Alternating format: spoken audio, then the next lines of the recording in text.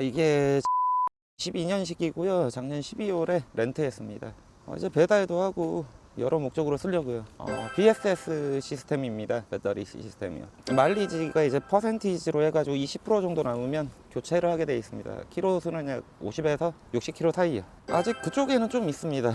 제 쪽에는요. 저희 집에서 가장 가까운 건 한 800m, 1km. 그게 그때그때 달라요. 예, 없을 수도 있습니다.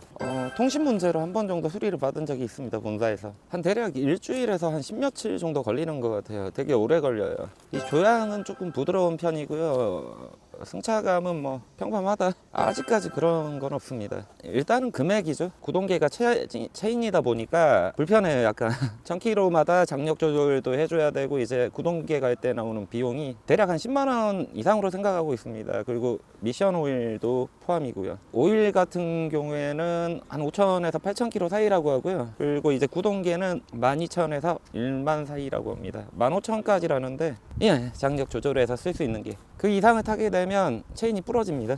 예전보다 V1보다 많이 좋아졌고, 기능들도 많이 늘어났고, 폭도 커지고, 이제 축구가 좀 늘어났고, 이제 여러 가지가 많이 바뀐 것 같아요. 그래서 이제 배달용으로 이제 세팅을 한번 해서 쓰려고 하는데 괜찮을 것 같습니다.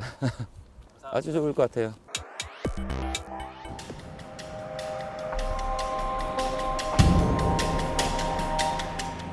괜찮습니다. 되게 승차감이 되게 좋고요. 안정감도 좀 있고요. 브레이크 성능이 되게 뛰어난 것 같아요.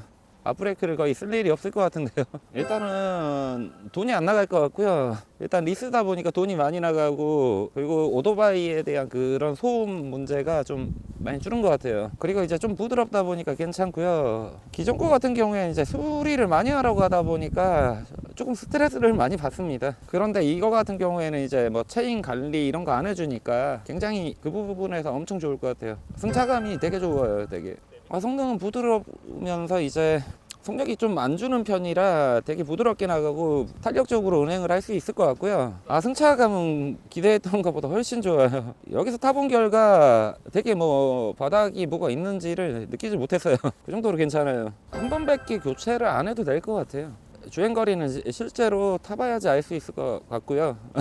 운행을 해봐야지 알 수 있을 것 같아요. 두세 번 정도 교체합니다. 130에서 한 200km 사이 정도, 그 정도 돼요. 마지막에 교체를 안 하고 가게 되면요. 뭐 사는 건 자기 마음이지만 괜찮은 것 같아요. 가격 대비해서 이 성능도 많고, 이제 터치 기능으로 해가지고 여러 가지 정보도 볼 수 있고, 이제 또 다른 뭐 기능들도 넣어 주신다고 했으니까 가격 대비 비하면 괜찮다, 되게 좋다. 승차감이 기대했던 것보다 훨씬 나은 것 같고요. 근데 단점이라면 조금 높다. 시트고는 좀 높은 편 같아요. 되게. 근데 높은 편이지만 오늘 달려본 결과 두 손을 놓을 정도로 괜찮다. 여러 주행을 테스트를 해봤는데 나쁘지 않았다. 되게 좋다. 대략 한 150km 수준을 탈 거예요. 대부분의 라이더들이 10시간 정도에 거의 200에서 250km를 탄다는 건 좀 더 오래 한 사람들이 그 정도를 탑니다. 같은 경우에는 모다 소음하고 이제 체인이 탕탕 때리는 그런 소음들이 많이 들립니다. 근데 장시간 듣다 보면 좀 좋지는 않습니다.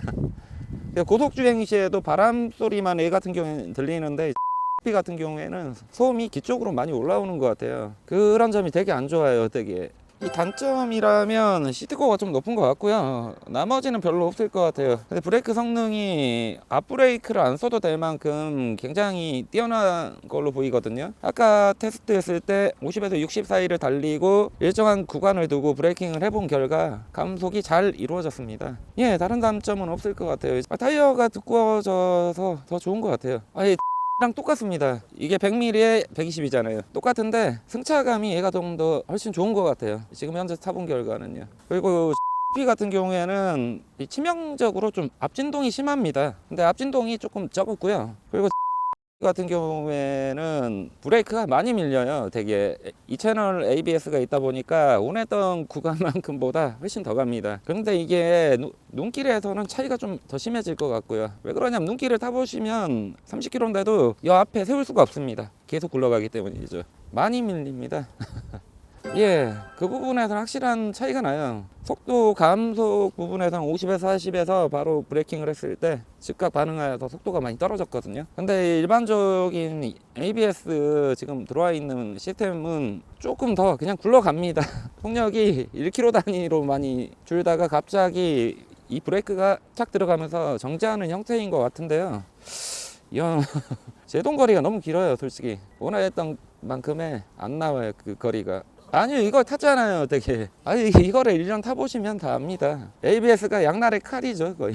부드러운 브레이킹 주행을 할 수 있는데, 얘 같은 경우에는 좀 딱딱하잖아요. 근데 감속이 잘 돼서 얘가 좀 더 낫지 않나? 근데 이게 ABS를 원하는 사람들은 ABS를 지향할 것 같고요. 없는 사람들은 그냥 탈 것 같습니다. 그래서 뭐 이걸 옵션으로 만들어가지고 내년에 따로 장착을 해준다면 그렇게 뭐 가는 걸로 알고 있으니까 ABS는 뭐 내년에나 나오기 때문에 그때 가서 또 한번 테스트를 해봐야 될 것 같습니다.